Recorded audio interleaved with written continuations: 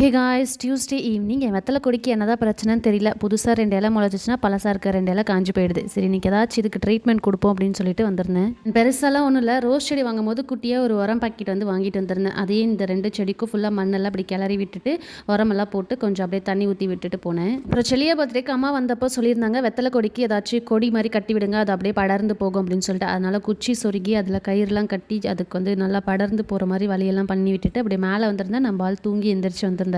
அப்படியே ஒரு போமோகிரானேட்டை உரிச்சு அவனுக்கு குட்டியாக ஒரு கிண்ணத்தில் போட்டு சுட்டிக்கண்ணமாக போட்டு விட்டுட்டு உட்காந்து ஜம்முன்னு சாப்பிட்டுட்டு இருந்தான். அண்ட் செலியோட பர்த்டேக்கும் 2-3 கிஃப்ட்டெல்லாம் வந்துருந்துச்சு. அதெல்லாம் ஓப்பன் பண்ணி செலியாக காமிச்சிட்டு இருந்தேன். இது வந்து நம்ம பக்கத்து வீட்டில் இருக்கவங்க கொடுத்துருந்தாங்க. தீக்ஷித் வந்து ஓப்பன் பண்ணியே கொடுத்துட்டு அது கீழே டேப் பண்ணும்போது கலராக லைட்டெல்லாம் இருந்துச்சு. அது செலியை அதை பார்த்ததும் கிஸ்லாம் பண்ணி கொஞ்சம் விளையாடிட்டு இருந்தான். இது வந்து ஜெகதீஷோட ஃப்ரெண்ட்ஸ் சுதாகர் அண்ணா கொடுத்துருந்தாங்க. அந்த ஃபோனிக்ஸ் புக் மாதிரி இருந்துச்சு. அது ஒரு பிக்சரும் ப்ரெஸ் பண்ணும்போது நம்மளுக்கு டிஃப்ரெண்ட்டான சவுண்ட்ஸ்லாம் வந்துச்சு. இது கூட ஒரு மார்க்கர் வித் எரேசர்லாம் கொடுத்துருந்தாங்க. செலியா அதை தான் வச்சு பயங்கரமாக ஜாலியாக என்ஜாய் பண்ணிட்டு